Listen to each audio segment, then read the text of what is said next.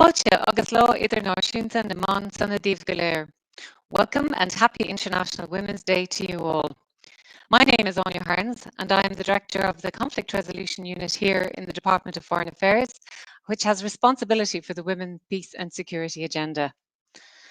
International Women's Day is an important date in the calendar when we look to both celebrate and reflect on the work of women in promoting gender equality around the world, as well as evaluating the challenges of what remains to be done.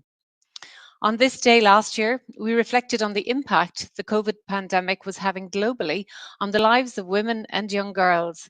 And while the pandemic appears to be easing in some corners of the globe at the moment, regrettably, the past year has brought further challenges for women in countries such as Afghanistan and Ukraine as they deal with the consequences of war and violence. Today's event reflects on one very important aspect of this agenda: the critical role women parliamentarians play and their full, equal, meaningful and safe participation in Parliament. I am delighted to be joined by speakers from our own Oireachtas, from Afghanistan, Kenya and from the Interparliamentary Union, which is a long-standing partner of Irish Aid. My thanks also to our moderator today, Dr. Walt Kilroy, who is Associate Director of Dublin City University's Institute for International Conflict Resolution and Reconstruction, and also Assistant Professor at the School of Law and Government. Walt is also a member of the Oversight Group for Ireland's Third National Action Plan. Many thanks to both our panelists and to you, our audience, for joining us today. And I very much look forward to an interesting discussions. So over to you, Walt. Oireachtas. Many thanks, Anya, and indeed to everybody who's joining us. This is indeed a day for celebration, but also there's a great deal to reflect on, as Anya said, over the last year and last week, some of it very sobering. It's also one where we hopefully draw some inspiration from role models and people who've been working on these issues over the years. And we have some of those on our panel. And in order not to take any time away from them, I'm going to make the introductions very, very short. We have Ivana Bacik, who's a member of Laoghaire and the chair of the Oireachtas Committee on Gender Equality. She's TD for Dublin Bay South. She's also a lawyer, formerly a senator, and also a professor of law at Trinity College. Fellow TD, Jennifer Carroll McNeill, who was elected for the Dún Laoghaire constituency in 2020. She's also a member of the Oireachtas Committee on Gender Equality, and her PhD research on politics in UCD was on judicial appointments. Internationally, we have Zaina Hilal, who's the manager of the Gender Partnership Programme at the Interparliamentary Union. And so she's therefore closely involved in the issues of women's participation in parliaments around the world. We also have Fawzia Koufi, who was the first woman second deputy speaker of the Afghan parliament. She also headed the Afghan parliament's Women's Affairs Commission and was a member of the Republic's former negotiation team in the intra-Afghan talks. She is also an author and a nominee for the Nobel Peace Prize in 2020. And finally, we have the Honourable Millie Odiambo, who is a member of Parliament in Kenya. She is also a lawyer in her own right and has worked on gender, access to justice and human rights. She's also been very involved with many national and international civil society organisations and has served as chairperson of Kenya's Coalition on Violence Against Women. In terms of input from those joining us, please put your questions, preferably not long speeches, using the Slido option. And if it's directed to a particular panelist, you might just mention that. So we'll have brief opening remarks from each panelist. I'd ask just for 5 minutes, if possible, so that we have enough time for discussion. Having just begun, I should mention that one of our TDs does have to step away from the event early in order to deal with Dáil business. So I'll go to Ivana Bacik first for some brief opening remarks. Thank you very much. Thank you very much, Walt and Anya, for those introductions. And I hope you can all hear me okay after our technical hitches. Delighted to be here and want to wish everyone a happy International Women's Day, albeit that, as you've said, Walt, we are, I think, all absolutely horrified and horror-struck and distressed by the ongoing reports from Ukraine and the appalling and brutal bombardment of Ukrainian civilians by Russia. And I know all our thoughts and solidarity are with the people of Ukraine, and you know, in any way we can to support them and to express the condemnation of Russia. So I think that's the first thing to say, that as we celebrate International Women's Day here, we reflect on how fortunate we are to be in a peaceful democracy that's not under bombardment. I think it's very important that we do mark International Women's Day, and that we do make note of not only the great achievements that have been made for women, and it's wonderful to have such an international and high achieving panel here. So I'm really very humbled to be here. But it's important not only that we mark the achievements of women in entering public life and being very front and centre in public life, but that we also note how much more remains to be done. And I know the IPU have been very important in keeping records and giving us data and information on women's participation in Parliament. But just, I suppose, Walt, you know, before I finish, to say that, you know, I'm the newest member of our Laoghaire, and I was elected last summer in a by-election. But it was very striking when I was elected. I brought the numbers of women in our Dáil, in our lower house, up to 37. That's only 23%, and yet it's the highest number we've ever achieved. We have a very poor record of women's participation in politics in Ireland, and we are, as I say, we languish around the 100th position in the IPU world tables, with that number of over 3/4 of our Parliament, of our TDs therefore, who are male. And in a study I did some years ago that paved the way for gender quotas, which are our mechanism to try and change things, we identified 5 C's as obstacles to women entering politics. Those 5 C's, I think, are probably universal across different political systems. They are that women experience a lack of cash, a lack of confidence, a lack of access to childcare, an old boys culture. 4 C's that apply to women and discriminate against women across different careers, but a 5th C in politics around candidate selection procedures. And to tackle that particular obstacle, that obstacle whereby political parties tend to hold women back, we recommended gender quotas. And they have had an impact, because while Ireland has a very poor record and 23% is nothing to be proud of, it's still an improvement on anything we'd achieved before we had the 30% quota. So political parties do now, since 2012, have to select at least 1/3, at least 30% of their candidates of each gender, and that rises to 40% in the next general election. So I'm hopeful we'll see further progress. Jennifer is one of the TDs on the line today, and she and I are both on the Committee on Gender Equality. I'm chairing that committee with Pauline O'Reilly as the vice chair, and I know we're hopeful that we'll also be pushing for further reforms to increase the numbers of women in politics. Thank you, Walt. Thanks very much. Well, plenty of issues to think about there. Next then, for introductory remarks, Jennifer Carroll McNeill, can you tell us what your thoughts are? Thank you, Walt, and it's a pleasure to be here among such extraordinary company. It's a delight to be here. And again, like Ivana, I want to recognise that we're here thinking first and foremost of the women who are in difficulties in Ukraine, trying to move to a position of safety, and we have to lead with that every day in our thoughts. I'm glad Ivana is a great colleague of mine, and I'm glad that she set out some of the statutory background to what's going on and how we need to make changes and improvements.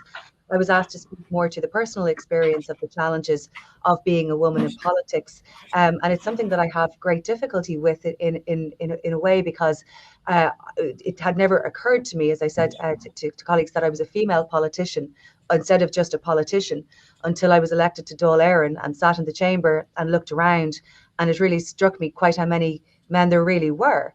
And then that was compounded by being invited continually to events to speak about being a woman in politics, or the difficulties of being a woman in politics, or quite how difficult it is. And it's a sort of a tension. It's not a desire to complain in any respect. I participate in everything. I want to support all research projects, all of that. But it's to note that it's an additional and extra consideration, the time that takes to try to explain and redress the gender balance, in addition to performing the professional function of being an elected representative, serving the responsibility of that to my constituents in my parliamentary obligations, and hopefully putting myself in a position where the electorate might decide to re-elect me. So there's a sort of a tension there, which I think is important to acknowledge. I think when we get to the point where women are just simply doing their job rather than being asked how they do their job, I think that's an important note for gender equality. This is about this seminar today is about full, equal, meaningful and safe participation. I have to say, I find as a member of my party, I'm the vice chair of the parliamentary party. As a woman, I'm the first woman to chair a meeting of our parliamentary party. Ivana is right to identify how few women there are in Dáil, but she and I and others are taking steps to try to change that with changes to the Dáil schedule, hopefully with a referendum to enable remote and proxy voting for maternity and paternity, to take a really equal approach to the obligations of childcare. Childcare, of course, not being a woman's issue, but a parent's issue, and we must continually remember that. But I think it's also important to recognise that being a woman in politics is not without complications from a security perspective. And I'd highlight that both from a social media perspective, but also from a personal security perspective. I think it's reasonable to note I was the complainant in a case of harassment as a candidate in the general election. The person has pleaded guilty to that, and there'll be sentencing later in the year. But I think it's an important measure to note that these things can happen, and where complaints are taken on behalf of all of the women, I believe, whom I represent, and a desire that life would be easier for them who put themselves forward at a later stage in subsequent elections. I think it's also important to note the scale of social media abuse that women in politics receive. I mean, all politicians do, but the abuse and the defamation and the untruths that are put up genuinely make life more difficult in a professional way, but they also make it much, much more difficult in a personal way. And I do not believe there's a woman who's a member of the Oireachtas who hasn't experienced that. We discuss it privately. I was speaking with one of my colleagues on Saturday from a different party, from a different house, and she was noting how that sort of thing, it just comes home with you. You can be sitting watching cartoons with your kid, you can be sitting having dinner on a Saturday evening, and these things pop up, and they intrude upon your family life, they intrude upon your personal well-being, and you can take all of the strategies in the world to try to manage and address that, but it is a part of politics which is most unwelcome, and it is in that space of being additional and extra considerations. So I'm very open to taking questions on any of these points. I think it's important to look ahead and to be constructive about the things we can do. In the Oireachtas, we've published a very helpful document on the Forum on a Family-Friendly and Inclusive Parliament, which a number of colleagues have been involved in, and that references the sort of legislative and constitutional change that Ivana and I discuss regularly.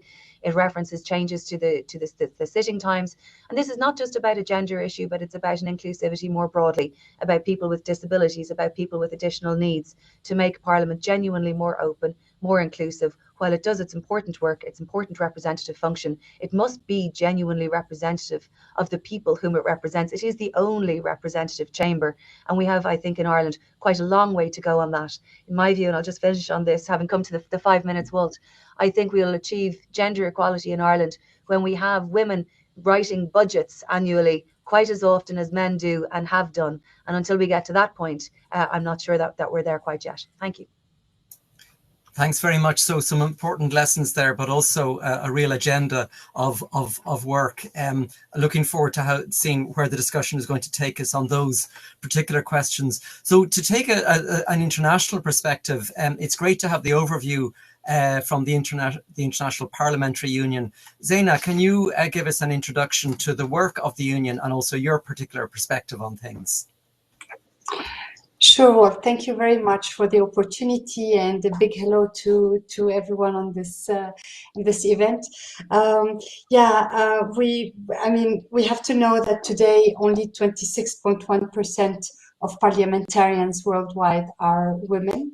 We published this data only a few days ago on Friday.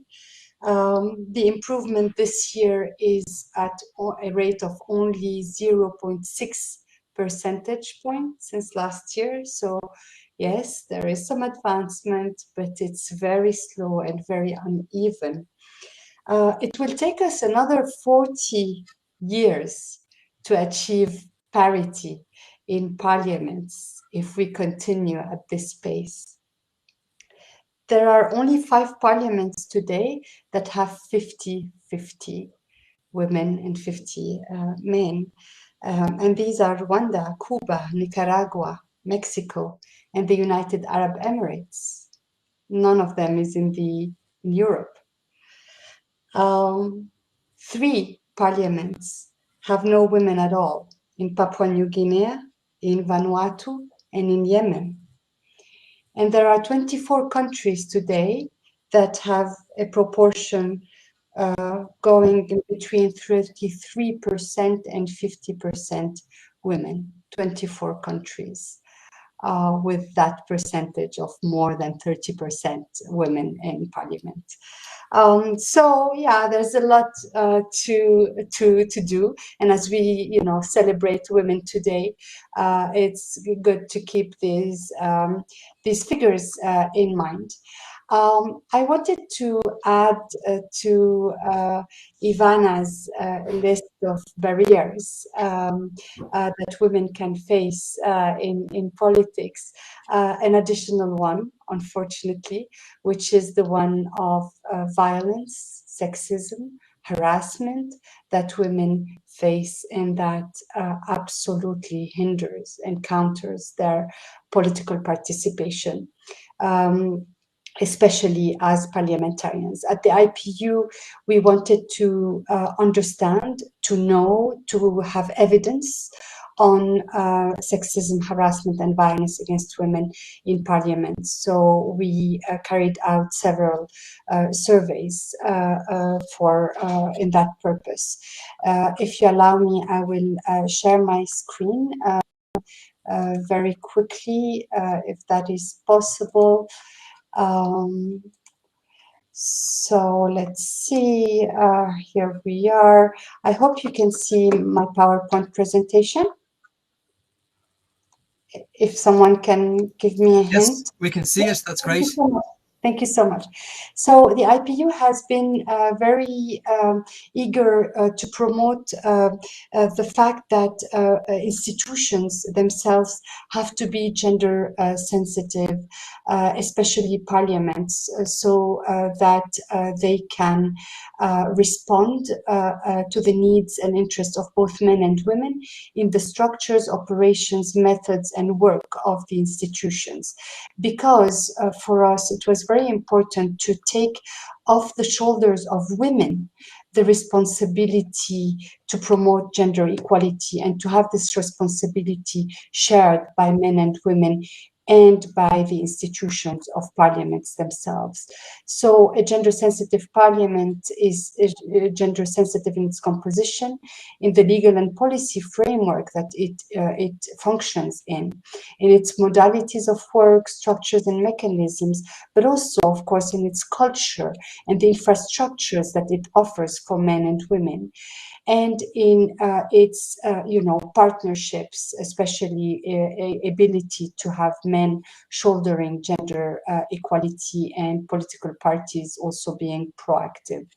So the IPU plan of action, adopted by all parliaments 10 years ago, called to increase the number and the leadership position of women in parliaments, to strengthen legislation and policy frameworks for gender equality, to have mainstreaming mechanisms for gender in parliament, to have gender-sensitive infrastructures and a parliamentary culture that takes into account the needs and interests of both men and women, and to share the responsibility among men and women political parties, and to have parliamentary staff on board. Gender-sensitive parliaments is a framework to address violence against women in parliament. We know that violence against women in politics prevents women from playing a meaningful role and making substantial contributions, as long as they are subject to discrimination and sexism or gender-based harassment and violence. However, even if we know this, sexism, harassment, and gender-based violence exist in parliaments. They are widespread, and they target both women MPs, but also parliamentary staff. They undermine the participation of women and their influence in the work of parliament. The main message here is a desire to eject women from political life, to keep them out of politics and decision making. We carried out several studies, one global in 2016, one for Europe in 2018, and a very recent one on Africa, which was launched in 2021, so a few months ago. The findings are very much telling. In parliaments, psychological violence faced by women climbs to 80% in Africa, 85% in Europe, and 82% worldwide. Sexual violence, 39% in Africa, 25% in Europe, 22% worldwide. Physical violence faced by women stands at 23% for Africa, 15% in Europe, and 25% worldwide. Economic violence stands at 29%, very high in Africa, 14% in Europe, and 33% worldwide. So we see that the percentage of psychological violence are similar across the three studies, more or less. The level of physical and economic violence uncovered by the African study is markedly similar to the global study, but different from Europe, sorry. And the level of sexual violence against women parliamentarians in Africa is considerably higher than in Europe and in the world. And this may be due to violence due to conflict or widespread violence in society. Perpetrators of violence, unfortunately, I have to say, they are male parliamentary colleagues of women victims. They are the main perpetrators. But there are also attacks online at 44% by anonymous people. 30% of acts of intimidation are perpetrated by members of the public, especially when elections are coming up. 52% of threats are made by citizens, militant groups, but also terrorist groups and anonymous people. This violence against women is perpetrated inside parliaments. 83% of acts of sexual harassment are taking place in parliaments. This is data from the study on Africa. We have also uncovered quite a lot of intersectionality with multiple and intersecting forms of discrimination.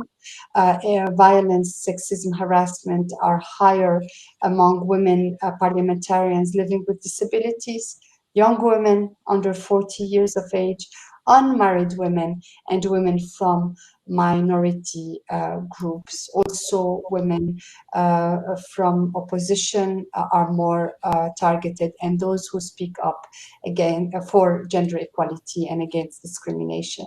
There's a very low level of reporting everywhere. We published some guidelines for parliaments on what needs to be done by the institution to protect women parliamentarians and women parliamentary staff. And in particular, we're helping parliaments put together policies and mechanisms that are able to address this violence, put an end to it. And I don't want to cut across you, but that particular point, we actually want to address that very much in the discussion of what steps to take. So could I ask you, could I ask if we could come back to that question of what steps to take? Just so that all of the other speakers get a chance. It's a key issue we do want to look at, and we want to hear what you have to say on it. But if you don't mind, I'll just move to the other two speakers, and then we can come back to the general discussion. That's very, very, very, very helpful and a lot of food for thought. So our next speaker from the Afghan Parliament is Fawzia Kufi. Thank you. Thank you so much for for giving this platform. It's great to connect with friends, and wonderful to see women are speaking about their achievements. Yet another year that we celebrate the unity of women, but the unity of also those who believe in women and their ability and their participation. Well, I think last year there was a different theme. We talked about different issues with the hope that moving forward this year we have less issues, less problems to talk about. But unfortunately, the sad reality is that the conflict and war has brought us to a position where we are in the same situation that we were, and even in some cases it's getting worse. And this is so true in the case of Afghanistan, and with the growing conflict also in Ukraine. I think the issue of women, peace and security is more relevant, more important than any other times. Although these two conflicts are different in nature, but one thing is in common, and that is that both conflicts are taking lives, victimizing civilians, and taking opportunities, not only lives, but also opportunities.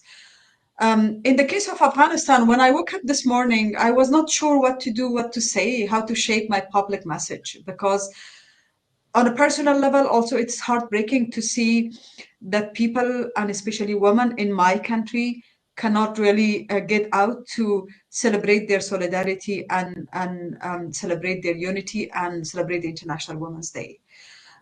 These symbolic days has more significance in countries like Afghanistan, because the message, the signal that they send is about solidarity, resistance, resilience, and strength of women.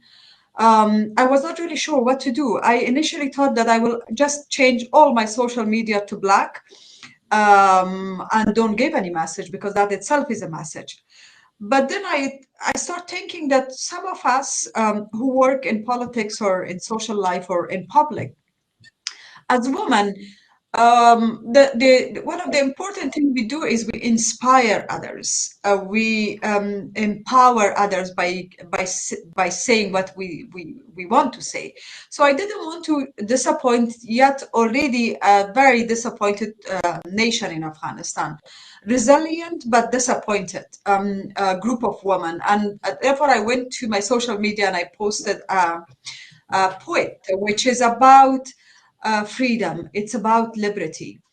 Of course, the content of freedom and liberty is so different from your part of the world to my part of the world. When I was listening to your parliamentarians, to wonderful speakers speaking about, the parents' role in upbringing of children, the maternity leave, the paternity leave, and also the women roles in politics and leadership. And I was looking at back in my country, what's the difference? We are still struggling from the scratch.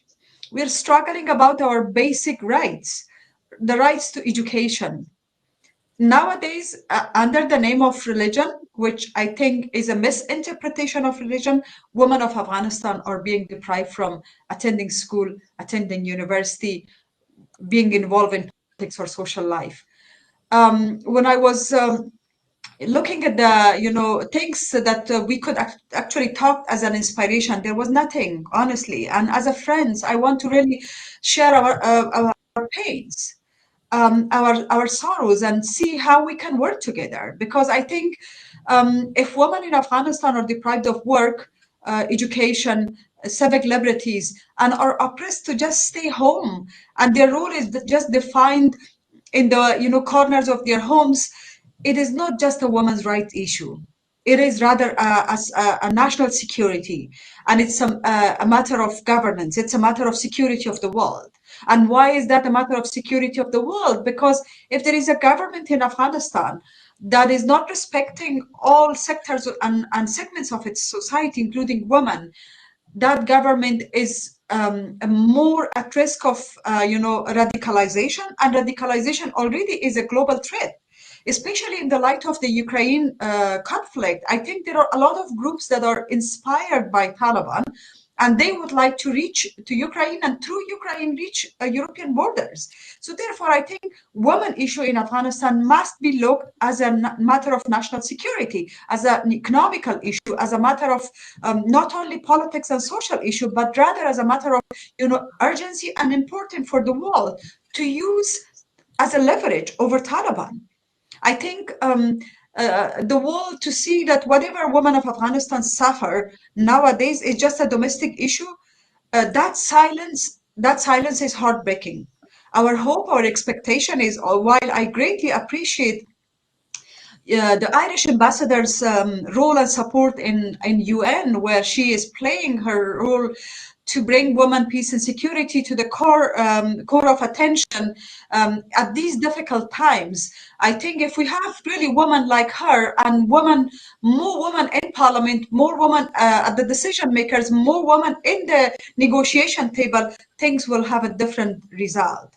Trust me, if we had more women in a negotiation table, when I was negotiating with Taliban, and if we had given them the required power and empowered them to go beyond, symbols and beyond architecture, to just be meaningfully representative of their country, the outcome of the peace process would have been different. So we are in a totally different situation now when it comes to different conflicts, but yet it's a test before the world whether we stand in unity and we stand united in the face of justice, in the face of non-violence, in the face of order, constitutional order, because all of these are prerequisite for world's stability and security. And that's why I think my message to the world, and especially to the, to the Europeans, to those who are making the decision and to those who are listening to us, that take the matter of women's rights in your own borders and around the world, and especially in those conflict countries, serious. Because once again, we're not talking about women as mothers. We're talking about those who have been victim of this conflict, but yet so resilient and so passionate about a better life. Look at the situation of Afghanistan with all the challenges that women undergo. Still, they have become a symbol of resistance and resilience. We need to empower them and we need to listen to them. Thank you. Thank you so much, Fawzia, and that really underlines how all of these issues of empowerment and of rights, they are all interconnected. The parliaments are not operating in a bubble, and especially some of the 5 C's that Ivana mentioned at the start. That culture is, of course, a huge issue in terms of empowerment. So we do have some questions coming in, and do please feel free to add questions in Slido to our participants. But last but not least, one more speaker before we come back to the speakers in rotation to address some of the questions is Millie Odiambo and Karibu Sana. Thank you. Can you hear me? Well, thank you. And sorry, I had a problem with my gadget earlier on. And so if I miss a little bit, you'll excuse me. Member of Parliament from Kenya. In Kenya, we are about 23 women out of 290 who are elected in what we call the single member constituencies, which are competitive constituencies fought between men and women. I am serving my 3rd term as a member of Parliament. I came in first on an affirmative action platform. That gave me an opportunity to learn politics, and then I have been elected twice. I am going for my 3rd term election in this coming months, going for a grueling party primaries in the next month. For us, because of the way the country is zoned, the party primaries are even more difficult than the national elections. And because of the situation and difficulties, because of the party primaries, women going for the elective, competitive elective seats face a lot of challenges. Just to give an example, I had one of my main opponent in the last election was really extremely violent, organized for the burning of my rural home, organized for my entourage to be attacked. They killed one of my bodyguards. But he was brazen enough, even last week, to come in army combats and telling the public that if it was bad last time, it's going to be worse this time, because he has even lost a lot more of the ground. And so what he tries to do is to intimidate. When you vie for those for that kind of seat as a woman member of parliament, you face a lot of challenges. One, of course, is that our platforms have become very, very competitive platforms have become very compromised. And unless you have a lot of money, it becomes difficult. Most women don't have as much money as the men. And so you start actually on a position of weakness. And then secondly, you will always face, like what I've talked about, violence, abuse, intimidation. Like for me, because I have everything that is considered wrong. One, I'm not married in the area. I am considered a daughter, not a wife. And culturally, that is not acceptable. So I came from a culturally weaker point. And then I've also done another culturally an abominable thing by not having a child. And people who don't have children are considered a negative thing. And so that is always often used against me, amongst a myriad of other things. I can't go on and on about it, but it is not an easy platform. Based on my first election, I was actually astounded at what I saw and wrote a book about it called Rig or Be Rigged, with a question mark. I put a question mark because my view is there is a third option. And the third option is more difficult if you want ethical leadership and ethical campaigns. You can actually do it, but it's more difficult because the easier one is either to rig or get rigged. But maybe just to give that as an overview, when you come into Parliament, and I'm glad I listened to the figures by IPU, it doesn't tend. I thought once you get elected, you think it's going to be easy. But because I'm very, very outspoken, I get to be targeted a lot, also at the parliamentary platform. At some point, because we are also differing with their opposite side, I was physically assaulted by the opposing side. I was undressed by the opposing side. I raised a letter to the speaker. To date, they have not taken any action. Instead, they put up trumped up charges saying I broke a table. So they said, okay, because you are undressed in Parliament, you are either charging you for this much or you drop that. And I refused. I said, I'm willing to be paid that, but you have to deal with the issue under the Parliamentary Privileges Act. As we speak to date, nothing was done.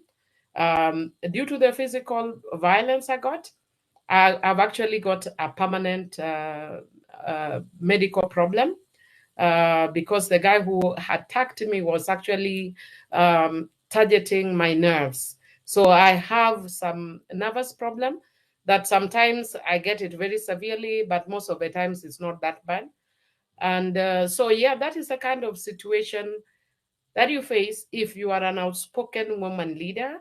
And if you defy the norms, if you defy and go for seats that are not considered as seats that should be for women, and if you defy cultural norms that you are not supposed to vie here. My husband is Zimbabwean, I'm Kenyan.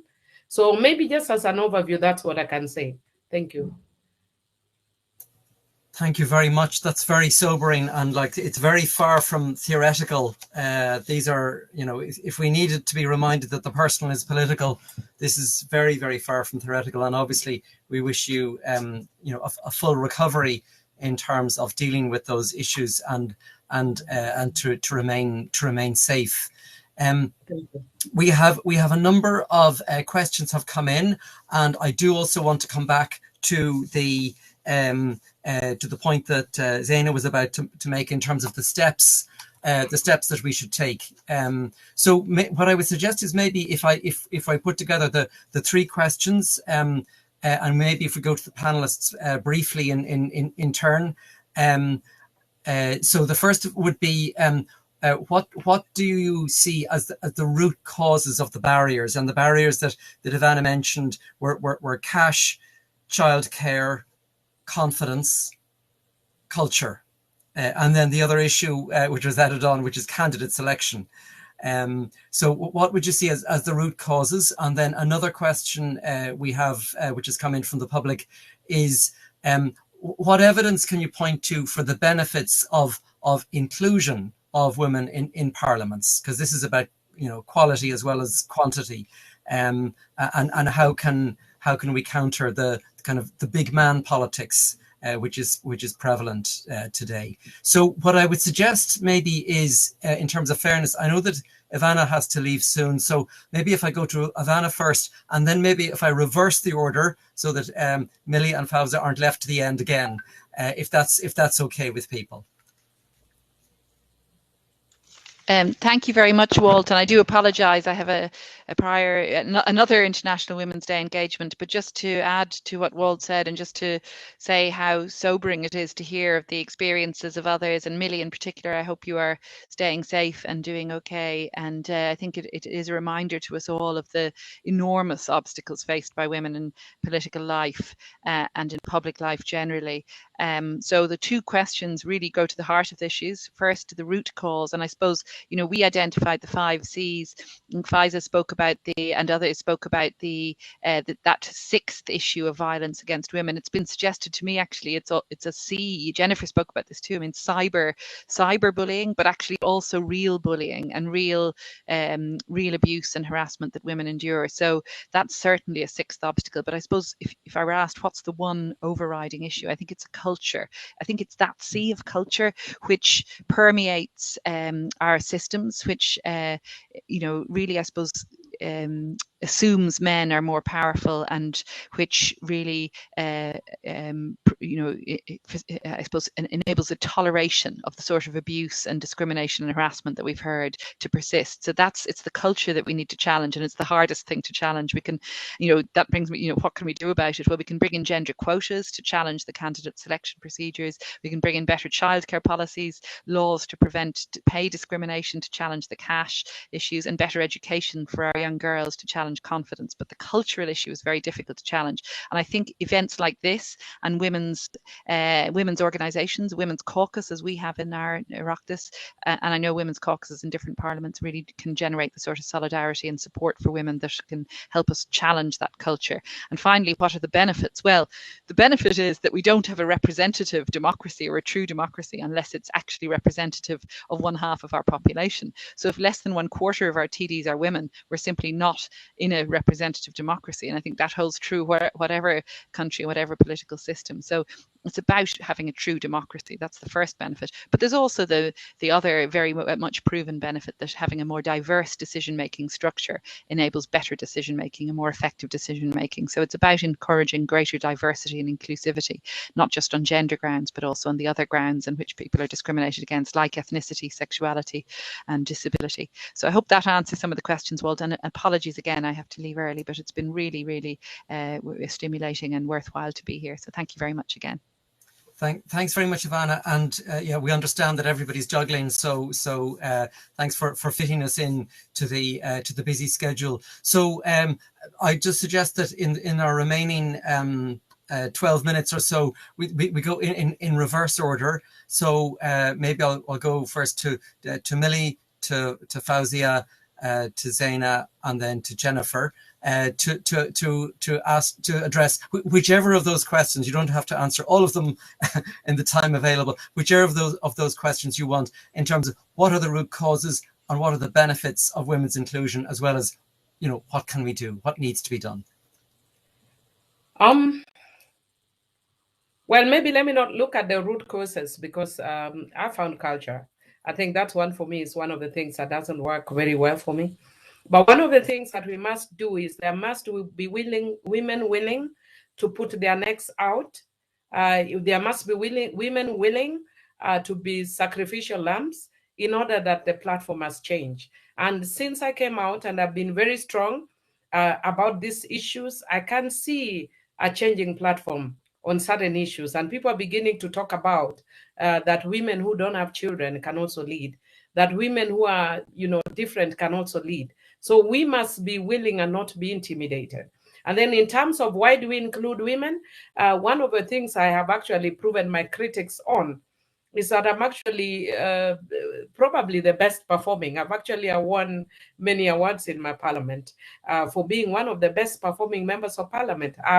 I've brought many pieces of legislation that work on wishes of women, on counter-trafficking against women, on victim protection, and on treaty-based rights or treaty-making law, amongst others, reproductive healthcare rights of women, and I mainstream women's rights and children's rights in almost every piece of legislation. So maybe I could say that, but women must be out, and unless we move out of our safe spaces, we cannot see change. Terrific. Thank you very much. And I know that Fawzi actually does need to go quite soon. So if you have any comments on that, not that it's only up to the women to fix things.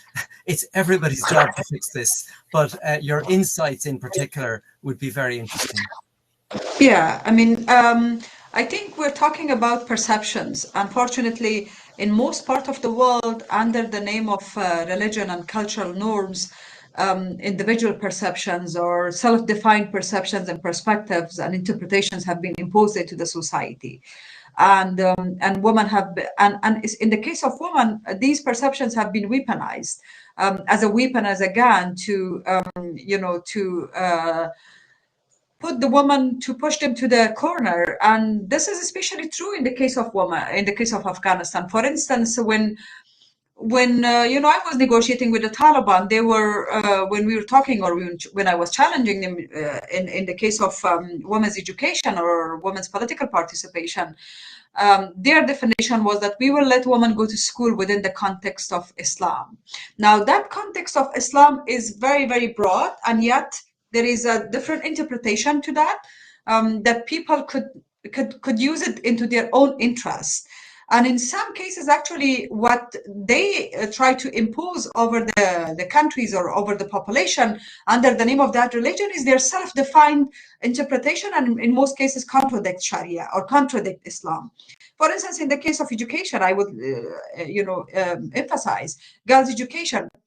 While Islam says, you must learn from the cradle to the grave. But in reality, the human-made patriarchy is actually, depriving women and girls from education or from political participation. I think it's a matter of power, I would say. And so that's why we have to really set up and establish rules, regulation, laws that will protect women, and therefore women importance in the decision-making bodies, in the places where they could make these laws are important. Quotas are or positive discrimination is one of the means in the countries where there is, not equal access to resources, not equal access to opportunities. Quotas are very, very important.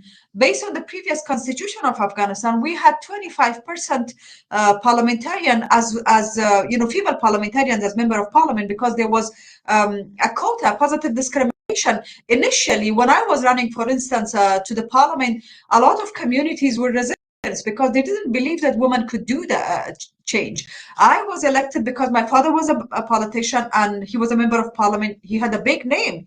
My challenge, and I think the challenge of every woman who get elected to the office, is now to prove themselves, not where they come from and the background, and eventually the quota paved the way for my presence and the presence of others to be able to prove themselves. And based on my studies, as Melly said, people seem to be very happy and to trust female politicians as opposed to the male politician. And they had very, very basic reasons. Their reasoning was that female politician could deliver, they're committed to what they say. In many occasions, they're less corrupt, I would say. So I think that's why it's imperative to include women in the decision making, not only for societal issues, for political issues, but as I stated before, it actually contributes to a more peaceful environment. And that's why, because at the end of the day, if it's war, women actually lose their loved ones. They lose their husbands, they lose their brothers, they lose their the supporter of their family. They lose their parts of the body. Opportunities are being taken away from them, education opportunity, work opportunity. And we have seen it in the cases of Ukraine and in the case of Afghanistan. Every day, women we see going, in the middle of nowhere with their younger children. They lose their loved ones, they lose their husbands and the supporter of the family. And that's why I think if there is a different perception injected into the world politics, probably we will have a different outcome and a more peaceful outcome. And that's why I think laws and regulations and constitutions should really be revisited to make it more gender sensitive and more woman centric. Thank you. Thank you so much, Fawzia. Zaina, I'm sorry I did cut you off on International Women's Day. I cut you off when you were about to raise the issue of the steps to take, which I think we're even more motivated to hear now. Thanks, and you did well, Walt, or else I can speak for 10 hours on this matter. So yeah, no, sure. Let me go back to what we are asking parliaments to do, because I think it's, there are a lot of issues, and we have also to turn to solutions as much as possible, or else we're completely stuck in the situation. So yeah, indeed, I mean, we've been asking parliaments to take action by adopting internal policies that define sexism, harassment, and violence, that also include a way to go in addressing such acts in parliament, that also put in place mechanisms to hear the victims in the right way, and provide also advice and a way to address the issue. I think impunity is the big enemy here. We heard from MP Milley.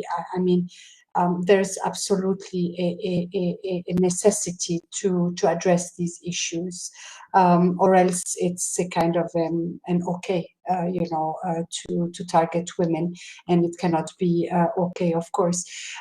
So on maybe on the brighter side of things, we've seen many parliaments taking some very concrete measures to address sexism, harassment, and violence. And in our recent study on Africa, we have some very good examples from Sierra Leone, where a policy, a gender policy for public servants, condemns sexual harassment and gives concrete examples of what sexual harassment is, which is extremely important. In Uganda, a human resource policy manual now defines, prohibits, and sanctions sexual harassment both inside and outside parliament, including at social events, on business trips, or during conferences, training sessions, etc., which proves also to be extremely important, because many acts happen in these instances of business trips or social events. A lot of mechanisms have been put in place to receive, to investigate complaints of sexual harassment, and some have been developed in Sierra Leone, in South Africa, in Uganda, or Zambia. We've also in our research concluded that some complementary mechanisms can really be very helpful as well, like solidarity among women parliamentarians inside caucuses, that can, be places for sharing experiences, but also getting support and benefiting from solidarity, finding solutions, drawing attention. When you speak yourself, you have one voice. When you speak on behalf of a caucus of women parliamentarians, it's a much stronger voice. So that is really important. Engaging men is also important, and working with female parliamentary staff as well. So these are really, a very important steps, including partnership with civil society organizations in these instances would also be very helpful. Just one last word, if you still allow me,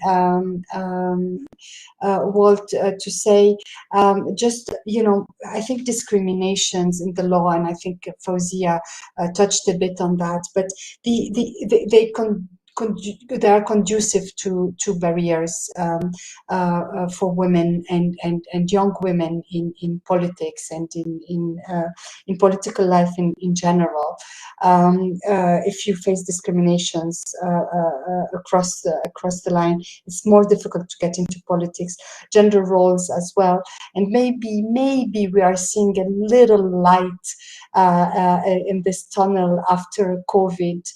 Just to end on the maybe brighter side of things, maybe gender roles are starting to be considered a bit differently, with a better distribution among men and women, and we hope that this will be more conducive to political careers for women. Thank you very much for your attention. Thanks for the time. Thanks so much. And if we revisit this in a year, I know we'll still be working on a lot of that agenda, but it's great to have it spelt out. We're quite close to time. I'm going to kind of, I know Anya will signal to me if we're in real difficulty, but for now, I'm going to just plow on regardless. And Jennifer, I'm sorry you've waited for quite a long time to come back in for whichever of those questions or whatever additional points you would like to make. The floor is yours. Thanks, Walt. I'm very happy. I'm very happy to sit and listen to the women who've gone before me. And I'm very conscious that, when we talk about gender inequality in Ireland, we're talking about something at quite a different level in terms of the level of threat and the level of threat to the individual. We have a lot of work to do here. It's true, to get a better balance in our democracy. But, I have such respect for my colleagues across the globe who are facing, frankly, much more significant physical and other security challenges than I am. And so it's important to acknowledge that. I think it's, the two questions were around the root causes, the barriers, and the benefits of inclusion. I think, like others, I'd like to highlight as a root cause, the gender norms generally across the different countries that we're speaking about, including Ireland, norms that assume, for whatever reason, that men are more capable or more powerful, which are obviously clearly nonsense, or more educated, or whatever it happens to be, which are obviously nonsense. And there is that has to be challenged all the time. But it's not just in politics; it's across the board, whether it's medicine or law or university progression.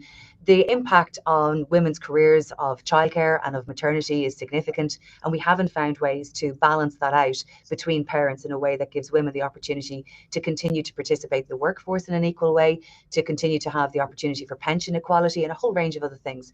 But that has a big impact on culture as well, I believe, and it's very, very important. I think as well, when I listen to the colleagues that have gone before me there, I'm struck by how capable individually, how much they have achieved as individuals, not just in their professional career, but across a range of different fields.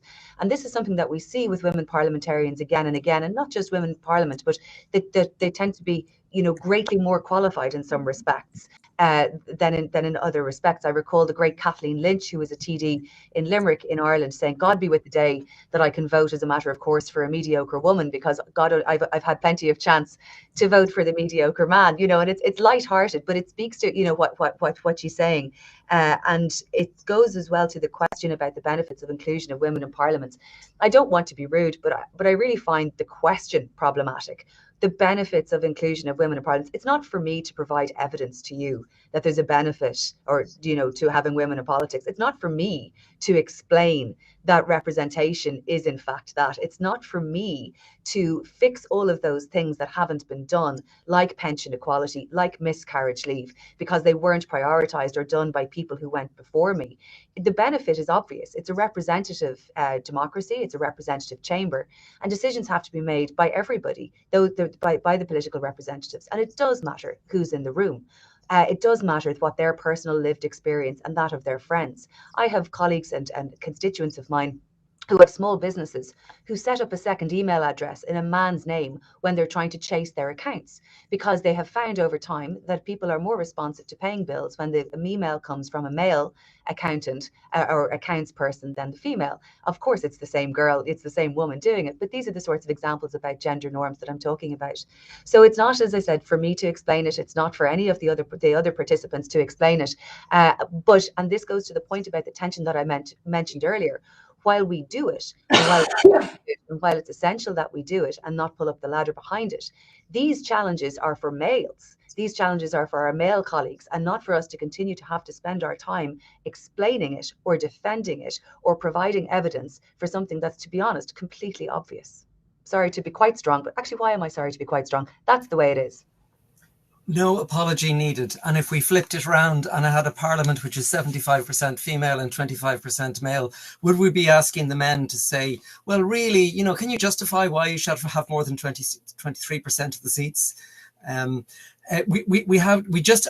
been told we have a few more minutes. So I'd just like to throw it open to whoever wants to chip in. I'm wondering if anybody would like to highlight measures that have been taken that have worked, where we've seen concrete results. We've mentioned some of the candidate selection rules, which are very specific to Ireland, the increase from 30 to 40%, which political parties will need to have in order to get state funding for political parties. Millie mentioned the quota system, and also making that jump from quota to election and all the barriers there. Maybe I don't want to just pretend that everything is fine and rosy, but does anybody have any particularly useful or helpful examples that might be an inspiration for others?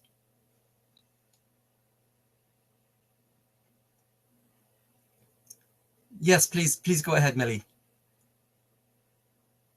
And just, I think you're still on mute. It's down near the bottom. I find the mute button disappears until I move my cursor. Oh, we have lost. Ah, that's unfortunate. So it may be that that we're coming to a natural end. But if Jennifer or Zaina had anything they wanted to add in terms of, oh, great, Millie is back, excellent. We have you back in vision, but we can't see you yet. I think the mute button tends to disappear until you move your cursor, near the bottom of the screen. That was my problem earlier today.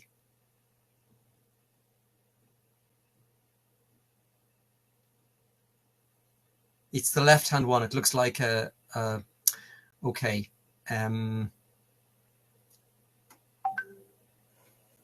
I'll just give it one more, or else you might want to add something in the chat.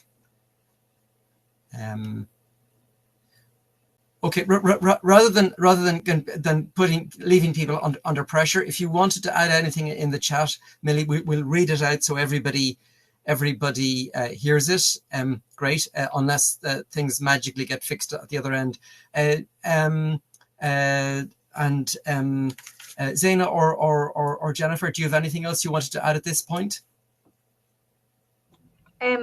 I think it's important to look at, this is a Department of Foreign Affairs, an Irish Department of Foreign Affairs event, and I think it's important the work that's been done to reach out and to speak with colleagues right across other parliaments and acknowledge those challenges and try to provide the links for female parliamentarians. Certainly, this is the second such occasion that I've had the opportunity to do it. It grounds one's perspective. It's educational, but I think it gives us the opportunity to really reflect the experience of all of the parliaments across. And I'm continually struck by how different they are, and yet how similar they are in their respective contexts. So on International Women's Day, as Fraser said, we stand with unity of women, but also unity of those who believe in unity of women. But my big call for today is to stop the continual othering of women, because I made this point in a lecture. As long as I stand up and keep talking about women in politics, it makes me look different to the other politicians. And for those women who are 20 years younger than me and are in university, I would very much like that they had the experience of not being in any way othered, not being in any way different, but simply politicians, irrespective of their gender. Right. Excellent. Thanks very much, everybody. Well, look, just I'm aware in terms of time. I know the discussion could go on a long time, but I think we're at a point where we can take away some really interesting lessons. It's always a balancing act in these things. We don't want to. We don't want to depress ourselves, neither do we want to fool ourselves. But I think in terms of the verbs that we might use, I think we've had a lot of inspiration and a lot of motivation, and by sharing lessons, we've had hopefully a lot of empowerment. We had a speaker out who I invited to. I'll just come to you at the very end, Anya, there. We had a speaker from Women for Election invited to DCU a couple of years ago. This was before the current Dáil, the current Parliament in Ireland. And I have to say, that you gave us some very shocking numbers and statistics, Zaina. The one that really shocked me, and it still shocks me, is that over the history of our Parliament since it was established, we were told that more people called Sean had been elected to it than women. So I have to say I was gobsmacked by that. But thank you very much to our participants for taking part and asking questions. To our panelists, especially for sharing the personal as well as the wider political issues and being able to weave those together on this important day. To the admin and technical staff who've made this possible, and especially to the Conflict Resolution Unit in Department of Foreign Affairs and Trade, who've organised this event, whose director I'll hand back to now, Anya. Thanks very much, everybody.